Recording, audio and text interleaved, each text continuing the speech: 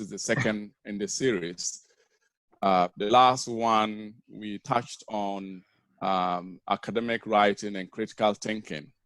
So these seminars are brought to you by Sahara Nexus. And Sahara Nexus is a small enterprise that we have put together. We have a number of experts, health and nutrition experts. We have people in the business field, technology, IT. So we have quite a number of a wide range of experts that have come together to form this social enterprise called Sahara Nexus. And the reason behind this is that we have had the opportunity to come to the UK, the US, and the rest of Europe to study. And we have seen what the educational system between these developed countries and then developing countries. We think that there's a gap, there's a huge gap. And that is why our first session tried to sensitize people on academic writing. It wasn't a training, it was just to give you a flavor on what academic writing is and what critical thinking is, because that is just the problems that we have encountered. So the majority of us are researchers, academics that we teach on master's and undergraduate level, and we also teach on PhD and supervised PhD students. So all what we are doing is something that we have had experience doing, and we want to pass it on to our colleagues, our brothers and sisters from low and middle income countries, Africa, Asia, and the rest of the world. People who would find this very beneficial for their practice, their academic studies. So basically, that is the reason why we have put this together. So today we are going to be talking about evidence. We are going to be talking about evaluating evidence. And I would want to allow my colleagues who are here today to support with this webinar or seminar to introduce themselves. Should I start? Yes, please. Yes, Hiba. so yeah, my name is Araba Hiba Osei-Kwesi. I'm a research fellow at the University of Sheffield, also a visiting lecturer at the University of Chester. So yeah, my background is in public health nutrition, and yeah, we are here to support. So yeah, just a bit about me. Sanda, do you want to go? Yeah, sure. Good afternoon, everyone. Well, it's good afternoon from where I am in the UK. So my name is Sanda Omar Ismail. I am a senior lecturer in public health at the University of the West of England in Bristol. So in terms of my teaching, so my focus area is usually on epidemiology and statistics. In terms of research, my research is focused on the health and well-being of older people, particularly people with dementia. I think I am moderating the session today, so just keeping an eye on your comments and just ensuring that there will be no technical hitches, fingers crossed as well. Thank you, both Hiba and Sanda. So for those of you who were here the last seminar, I introduced myself. My name is Robert Akparibo. I teach at the University of Sheffield and also the academic director of the Masters of Public Health program offered at the University of the School of Health and Related Research. If you are joining us, you can mute your mic so that we will not be having interference. So I would be co-facilitating this session with Hiba, and then Sanda would be doing the moderation. I just wanted to add that if you are, the experts that we put together for Sahara Nexus are currently spread across Europe and the US. If you are in Africa and you think that you can join us, you are welcome to contact us, and then we can put you on board, because all at the end of the day, we want to be able to pull each other along, and that is why this is all about. So if you are in Africa and you have some expertise that you think that you want to be part of us, please just email us. We'll put our email at the end. Email us, and then we'll be happy to discuss with you how you can get involved. Okay, so I will start with the discussion. We are going to make this as a discussion and not like teaching. We are teachers, but we are not going to be doing teaching today. So we'll be doing discussion because we know that the majority of you joining have experience in some of these. And it's not like we are just going to be passing information to you. So I'll start the facilitation, and then my colleagues will be chipping in or adding as and when. Okay. I want to start with this poll because we want to know who we have here. So the first one is, let me stop this. Sorry.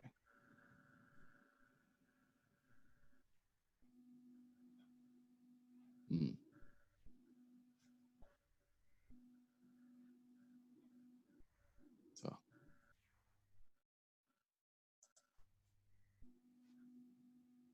Sorry, I just want to be able to get the.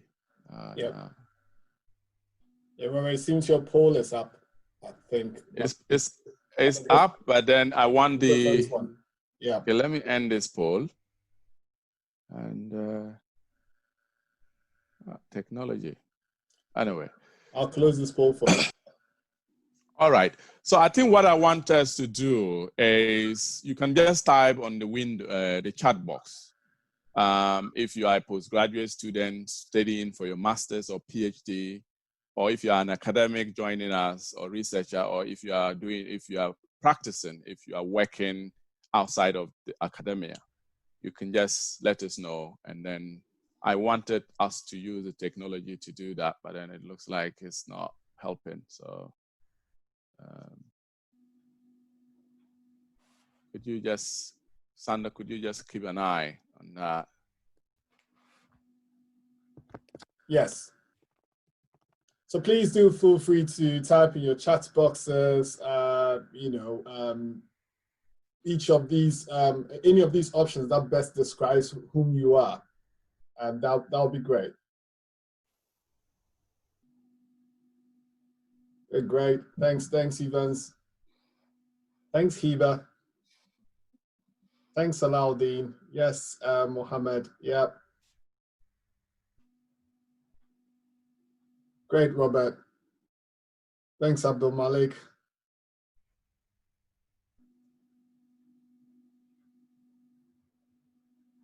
Great, Benny. Great, Harrison.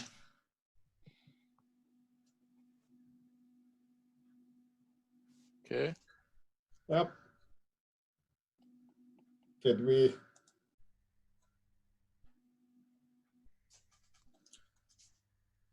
Yeah, good. Some good responses there, Robert. Okay, good. So do we have the majority of them being academics, students, or do we have practitioners? So we've got majority of them being postgraduate students. Okay. We've got a researcher, but majority of them are postgraduate students. Okay, good. So it's good to know your profile so that we know what examples to give, because we've advertised this particular webinar to a wide range of people or professions. So it's good to know that the majority are postgraduate students. All right, so moving on.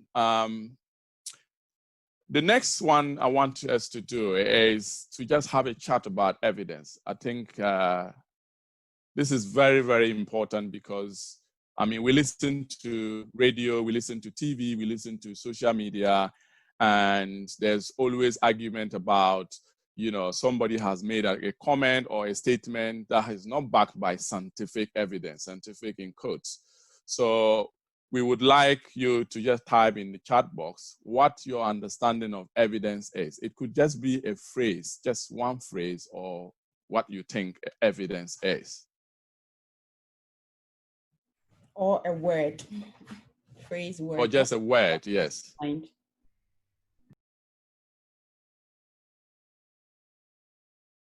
And there are no right or wrong answers. So, yes, please, no right or wrong answers. Okay.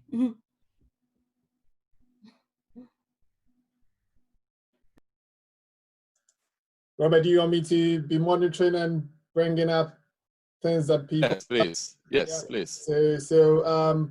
So I've got here facts, data, and what is known, proven data, verifiable facts. Okay. Yes. I think few more. So facts, data, proven data. Okay. What is known? What is known? Verifiable facts. Okay. A statement backed by a proof or can be proven or proof. Okay.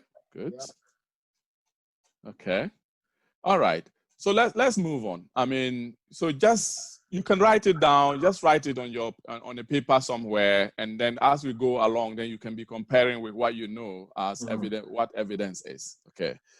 The next slide here is to ask you to look at this very carefully and select what you think is not evidence. You can just type 1, 2, or 3, or if you want, you can type the word. So what is not evidence, right? What do you consider as not evidence in this list? You can, it's not just one, you can type as many as you want.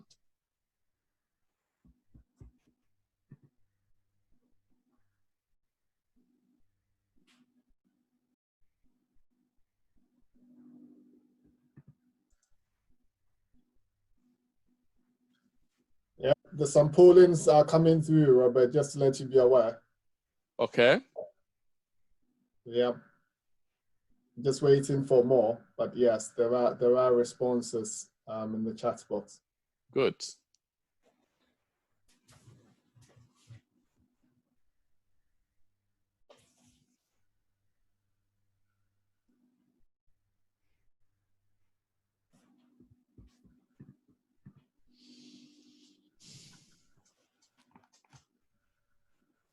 If you are just joining us, I think I've just added a few more people. Please, can you consider the list here and pick out what you think is not evidence?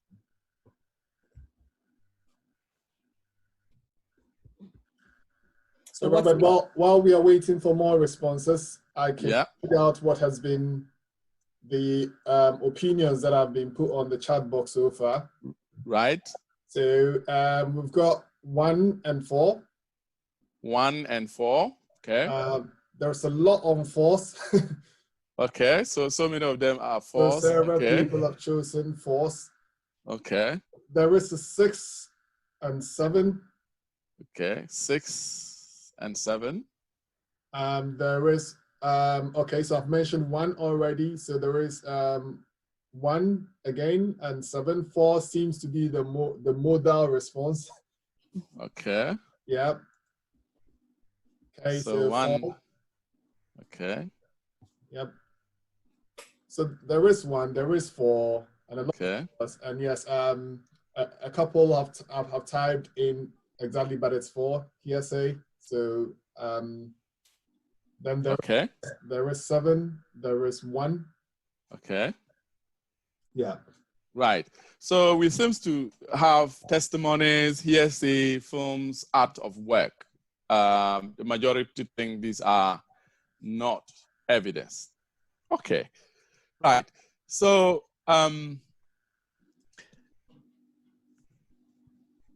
just a minute.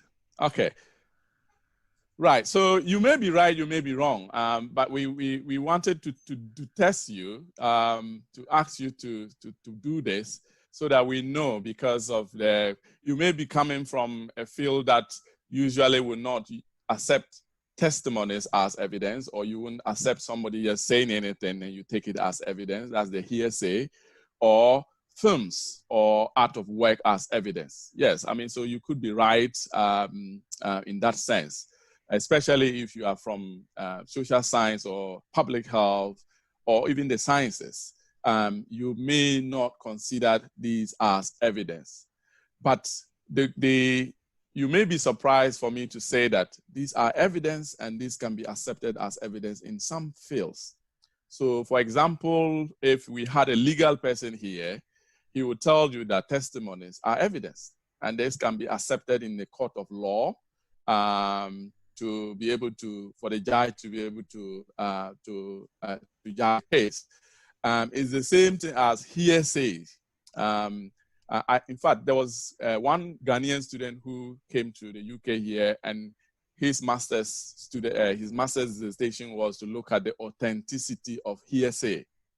How do you authenticate a hearsay? So it was a very interesting research, and I was looking forward to reading the findings of the research, and all of a sudden I didn't know when he left the UK. So I mean, so yeah, somebody has done work on it, the authenticity of a hearsay.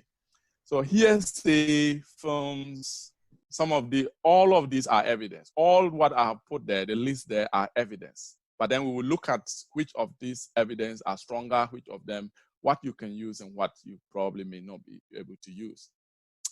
Okay, so like I said, depending on your field, you could consider this as evidence. So we have the humanities sector, that's those who do art, history. They can use films, art of work, photos, maps, letters. All these are considered evidence in that field.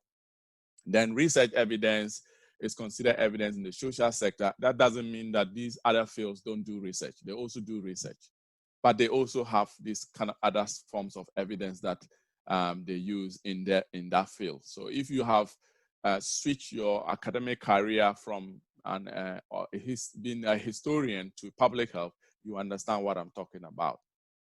Okay, so based on that, we can then say evidence can be published or unpublished. So you can have published evidence or unpublished evidence. So the majority of evidence in many of African countries are unpublished. So they are lying in the cupboards of our offices and they are not out, and we don't use them. All we are looking for is the published evidence. So we can have published evidence that are quantitative studies. So let's say you've done a quantitative study, you haven't published it. So for example, your bachelor's dissertation. I have my bachelor's dissertation here, and I know Hiba and Sanda, you all have your bachelor's dissertation that is not accessible online, but it is evidence, because what is contained in those books are evidence. So we can have qualitative and quantitative evidence. We can also have evidence from review. So let's say somebody has done, so somebody has decided to do a review of both the published and unpublished evidence and put them together, and you can use that document as a form of literature, and you can tease out evidence from it. Then you have the case reports or case series. So for example, those of you who have hospitals, you may be following one particular patient, looking at their condition and writing a report about the patient. So this is case reports, and this can be used as evidence even in the academic field. Then you have monitoring reports. So I know there are some of you here who probably are not in academia, and you are practitioners, and you do a lot of monitoring. You monitor the interventions that you are implementing, and you want to know what is going on well and what is not going on well. So you go there, you collect data. Somebody talks about data and facts. So you collect data. Data can be in the form of numbers, or it can also be in the form of text. That's qualitative data. So you collect that data, you come back and sit down, and then you review it and know what is going on well or what is not going on well in your implementation. So all these are evidence. So you can also have evaluation reports. Like sometimes you do evaluation at the end of your intervention, or you do it midway the intervention. The evidence you gather from this evaluation are all evidence. So these are just examples of evidence, that type of evidence that you can use. Then you have what we call the anecdotal evidence. I've been on the Ghana Nutrition platform, and then we talked a lot about anecdotal evidence. So those of you who are from that platform, you understand what I'm talking about. So anecdotal evidence are evidence. Sometimes they are short stories. They are stories that are passed on from one person to the other.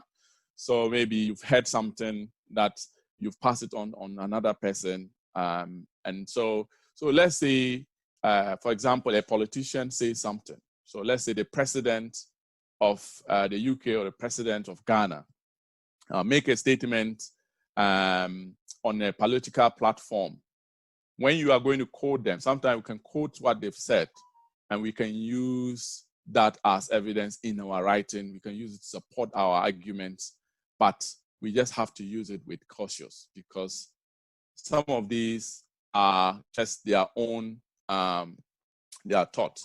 But it doesn't mean that anecdote evidence are just people thinking, because it can also be an experience you have collected over a period of time. So if you are working in the nutrition field, let's say you are working as a nutrition officer for a very long time, you've accumulated a lot of knowledge, and then you share it. You can share it with people, and or that when you are writing or making an argument, you can say that having been working in this hospital for a very long time as a dietitian, I've come to observe that, and that you are drawing on anecdotal evidence to support your argument. Okay. Then we have. Can I just? Yes, please come on. Interrupt you, but just to chip this in, that yes. So sometimes this is where qualitative research comes in, when you're exploring people's experiences of either going through a process or their lived experience of a situation. These are based on their subjective feelings, their subjective opinions, and these are considered as evidence as well. So it's the fact that they are saying them, and the fact that it's not an RCT or an experimental study, but based on people's experiences and what they feel, based on what they've gone through, does not mean you can throw it away that it's not evidence. It is also some form of evidence as well. So just to chip that in terms of contribution towards anecdotal evidence. Excellent.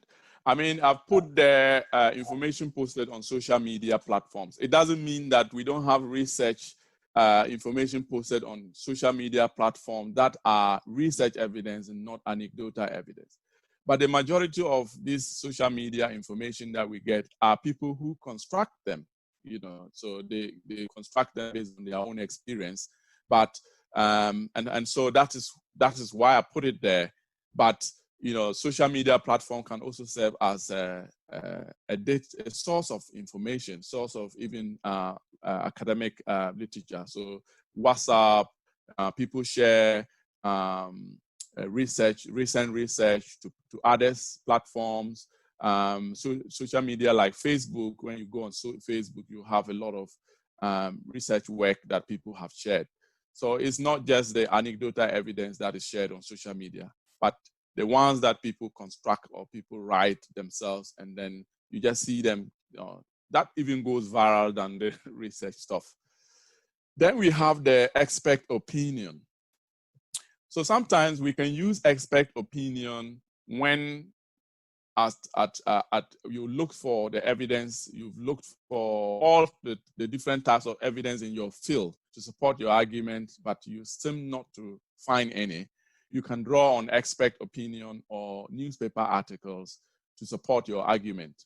So for people, for example, lawyers. So lawyers, we know that lawyers, they undergo training, and they understand the legal legal issues, the legal, the technical issues in terms of legal debate. So when they are talking about the law, they are experts in that field. So nurses, for example, nutritionists, dietitians, and medical professionals, or professors who have done research for several years in a field that they are. So if, for example, Sander is talking about mental health issues, we know he's an expert in that field.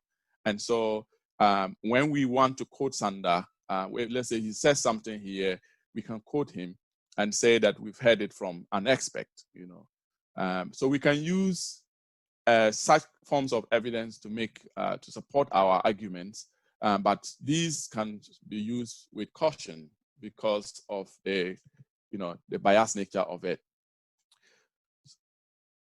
So moving on, so this particular slide just tells you that, so there are different fields that, depending on the field that you come from or you are, then you can conceptualize evidence in different ways. And I've already talked about that. And that's why some of you think that testimonies and hearsays and the likes are not evident. Now, so we've gone through what evidence is. We know that there are different types, like published and unpublished evidence, and we've talked about anecdote evidence. Now, how do you tell yourself, or how do you decide which evidence is good or which evidence is bad? So let's look at the hierarchy of evidence, or level of evidence, if you like to call it that way. So this particular pyramid talks about evidence in terms of which evidence. Somebody is joining. If you can. Yeah. So this pyramid. Yeah, so this pyramid is trying to tell us the evidence that is stronger, and the higher the type of evidence on the pyramid, the more stronger it is. So for example, systematic literature reviews. So systematic literature reviews, for those of you who probably may not be familiar with systematic reviews, are reviews that are done systematically. So you collect a number of different sources of evidence, and then you try to filter them. So you try to review them and grade the evidence in terms of quality, in terms of their strength. And so if you publish such report or publish such research, we think that that evidence is more stronger than just a single piece of research work that is not filtered, okay? Or evidence that you have critically appraised. So you can take a piece of paper and critically appraise the evidence. So if there are no systematic reviews, if you are looking for evidence to support your argument and you don't find systematic reviews, you can critically appraise papers, and or if you have critical appraiser papers, you can use them as the next level of evidence. Then the unfiltered ones, look at the unfiltered ones, you realize that randomized control trials are on top of the unfiltered ones. And randomized control trials have less bias because of the design. So they are designed to eliminate confounding factors. And so the controlled element makes it more stronger than the rest of the other forms of evidence.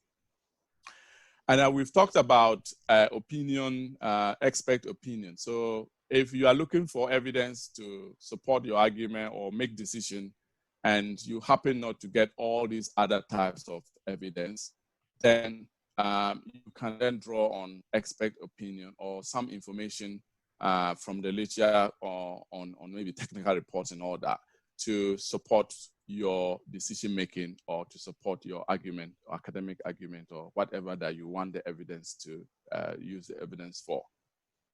And then can I just add that it's usually systematic reviews and meta-analysis? Yes, yes, yeah, thank you very much, Hiba. So meta-analysis and systematic review go hand in hand, but you can't have meta-analysis without so you can have systematic review without meta-analysis, but you can also do meta-analysis systematically, but then and it shouldn't be like systematic review and meta-analysis. You can have it in one one research, you can also have them separately. Okay. Now, so we looked at this. So those of you who probably will be thinking about what evidence to use at what time and all that, this is the levels that you should be thinking about. And sometimes systematic reviews may not be available in a field that you are. So if, for example, you are in the art field and there are very, very limited systematic reviews. Systematic reviews only came into the limelight not very long ago. So you may have them, I may not have them in your field, but I know that there are a lot of those of us who are here, majority of us are students, they are public health, sciences and all that. So you may have some forms of systematic review in the field that you are studying. Okay, so moving on to the next slide. So what I wanted to say here is a word of caution. So we have the evidence. You can gather all the best evidence. And if you cannot use that evidence in a way that you can use to argue your case or to make, to demonstrate, to make an informed argument or to make a strong argument, then that evidence is useless.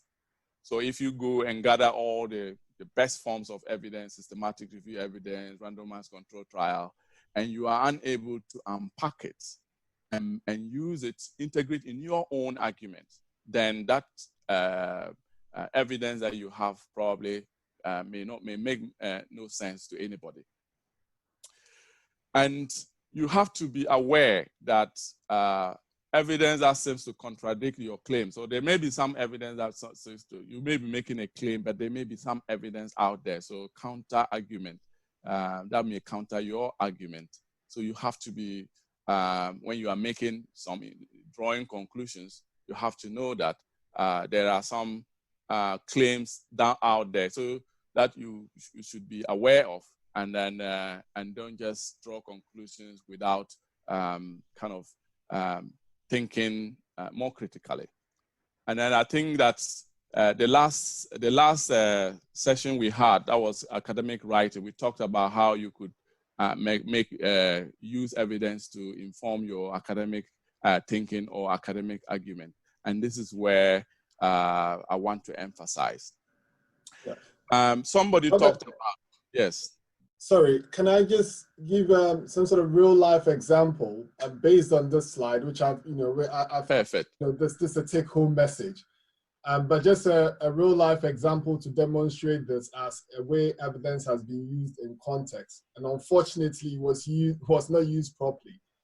This was not in any country, but in the United Kingdom. So there's the whole UK, and you'd imagine it's a developed country. It's one of the rich countries. There's a lot of research that goes on here.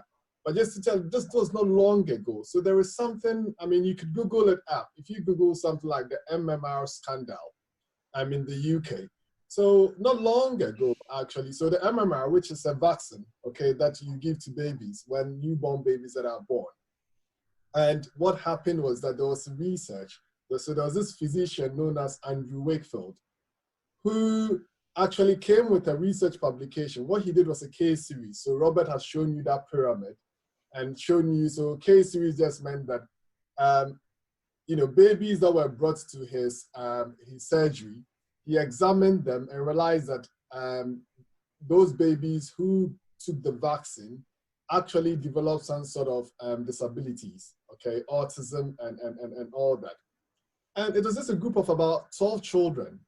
And this guy wrote a research paper out of it and published it in the Lancet and said that the MMR vaccine was really bad, that it was actually harming children than doing them good. Only 12 children. And what happened was he ran a whole campaign against the vaccine. So the pharmaceutical company that developed it was actually shut down. There was a lot of criticisms. People went on demonstration. It was a big thing in the UK that mothers actually went on demonstration with this guy, went to parliament and tried to ensure that this vaccine would not actually be used, okay? Interesting. So you ask yourself, what evidence does this guy have to steer such, to get such influence? And even till today, mothers in the United Kingdom are refusing to send their children for MMR vaccine based on that. Yeah. this evidence was just based on case series. Okay, this is how it was. No one asked where the evidence was coming from. All that they knew was that he was a physician. So Robert talked about expert opinion and cautioned that, you know, if, that's only if the experts know what they are doing. He was a physician, a renowned one at his time. And because he said that a lot of people believed him, he published a paper. The Lancet is one of the highly prestigious journals in the United Kingdom. They accepted and published his paper. And later on, when they reviewed the evidence, they realized that it was just 12 children he looked at. It was cases. And when they did more randomized controlled trials, they realized that it was not true. The vaccine was actually safe. He was stripped of his title, so his medical degree was stripped of him, and he was banned from practicing. But you know what? He's already caused the harm that even till today, women in the United Kingdom, some of them refuse to take that vaccine just based on what he produced. So this is how misleading evidence can really affect a whole society. Okay, so this is the UK we're talking about. So you can imagine what might be happening in other countries as well. Oh, Sandra, thank you very much for that insightful example. And I think that there are several examples even in Africa. One of them is the polio vaccine that, you know, up to date, people are still, there's still countries with polio just because somebody made a claim that, you know, polio vaccine was being developed to reduce African population. And because of that, the majority of some countries, especially the claim was, and I think this is online, that it was more targeted on the Muslim population. And so one of the imams said this in Nigeria, a mosque in Nigeria, and that's why up to date you have some few countries, including Nigeria, haven't been able to eradicate polio completely. So yeah, so these are examples that we can find from the net and use it. Yeah, so thanks. One last caution here is that, I mean, when people were asked to just say what their understanding of evidence is, so a lot of you said data, facts, proven data, what is known and all that. You know, this is good. But you should know that, you know, there's difference between data and information. So you may have collected a lot of data, and if you don't process that data, you can't just take that as evidence. So you need to process that data and then convert that data into information. And it's the information that then you can then use to make that informed decision. So evidence is not just about piling up facts, or in terms of qualitative, you just including quotes in your argument. Evidence is being able to use the data that you have processed, the information from that data, to make a strong argument to support any claim that you are trying to make. So just be careful what you use as evidence and what you don't use. It's not just the facts that you have, but the information that you get out of that those facts or that data. Okay, so this is just a bit that we wanted to discuss about evidence. So now